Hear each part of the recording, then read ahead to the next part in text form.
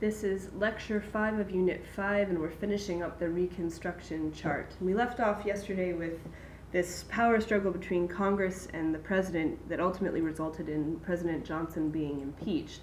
And so the next president who will take over is Ulysses S. Grant, is elected. A Republican and also a war hero. Remember, he was finally the president that President Lincoln was able to select to really run the campaign against the Confederacy. But Grant is not much better. He's a great general, phenomenal general, but not that great of a president, unfortunately. And he, much like Johnson, does not enforce much of Reconstruction very well, and he will have the same power struggle with Congress. The big negatives of his presidency are that he like Jackson, so you think about war heroes become president, and then unfortunately in the case of Jackson and Grant, both rely on the spoil system to hand out political appointments to their financial backers and their supporters. So Grant not much better than Jackson in that regard. Grant's administration is also very well known for being very corrupt. He himself was not, but many within the executive branch were, and unfortunately that makes him look kind of unknowing or kind of foolish because he wasn't aware or controlling of all of this corruption. And the biggest example was the whiskey ring, and that's where people were taking, within the administration, were taking bribes to not tax whiskey producers. So again, it's just one example that Grant's administration, Johnson's administration very weak, Grant's administration weak and corrupt. Another example is if you remember that Pacific Railway Act that was passed during Lincoln's administration to help build that transcontinental railroad, where the free land was handed out to railroads willing to help build. They also were taking, people within his administration were taking bribes to preferentially hand out those free land grants to people, again, those that paid the biggest bribe. So again, there continues to be a power struggle between the president and Congress, and so Congress during Grant's administration is still able to pass some good legislation. In this case, the 15th Amendment, which was supposed to provide voting rights to all men, regardless of religion, regardless of race, regardless of ethnicity. So again, 15th Amendment supposed to provide all of these things. And just like I said before, anytime you pass an amendment, there needs to be a law to go with it. In this case, it was the Civil Rights Act of 1875. And again, this was supposed to protect those voting rights. But unfortunately, once again, Grant does not enforce this law, and so you see the South coming up with all kinds of ways to get around the voting laws, and this is supposed to be this 15th Amendment. So really the 1870s are when things are really starting to fall apart.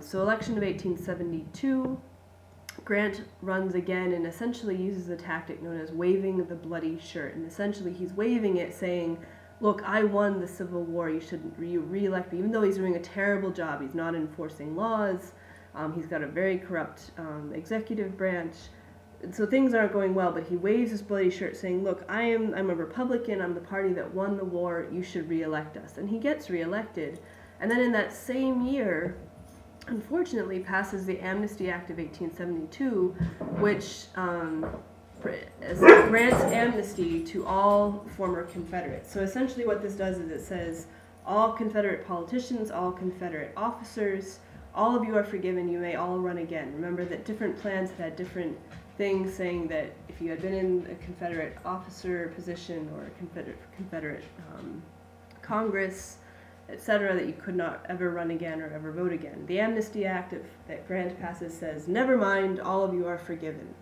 So that means that all of these former Confederate leaders can once again operate within the United States as full citizens with all rights and no punishment for them in the long term. So, and then during his presidency, we get a financial panic of 1873. And a lot of this is tied up with kind of the free land and things that's being handed out. But we get this financial a recession of sorts. And so things are never good and are never calm when that's happening.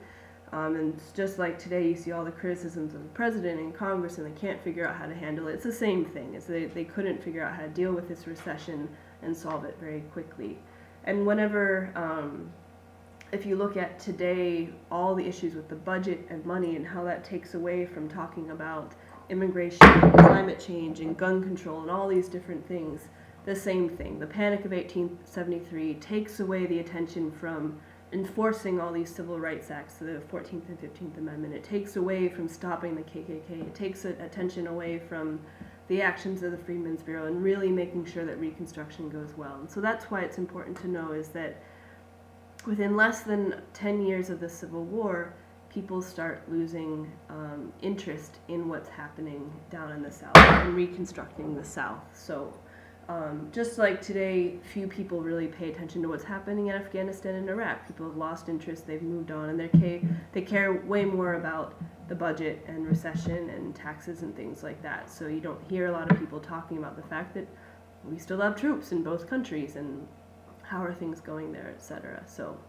So phase 3 is really the end of Reconstruction, and it comes with this contested election of 1876. So the candidates you can see, you've got the Republican, who is Rutherford Hayes, and you've got the Democrat, who is Tilden. And remember that Republicans are very different from what they are today. Democrats very different from what they are today. But the South is a majority Democrat, and they are supporting kind of the Southern cause. And so you can see here that it is an extremely close election. And so in that case, because it's a 50-50 electoral college vote, it then goes to the House of Representatives. The problem is that there was no electoral college majority. So it goes to the House of Representatives. And so like that contested election with Jackson and John Quincy Adams and all those guys, they come up with a compromise. And that compromise says is that Hayes, Rutherford B. Hayes, will become president in return for the following things.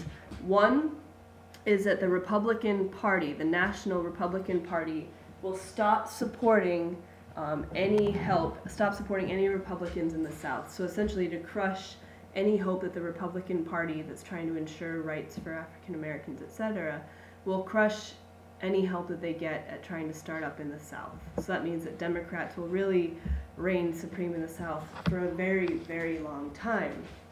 The second is that Congress will fund a southern transcontinental railroad, like the other transcontinental railroad that they were building kind of on a more northern route. So again, the South will get a transcontinental railroad to help them out with trade.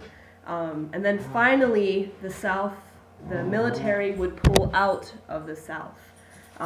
So that military that was occupying, if you remember from this, the military districts that were there protecting African Americans, protecting the Freedmen's Bureau, protecting the enforcement of all the 14th and 15th Amendments, that the military had to leave.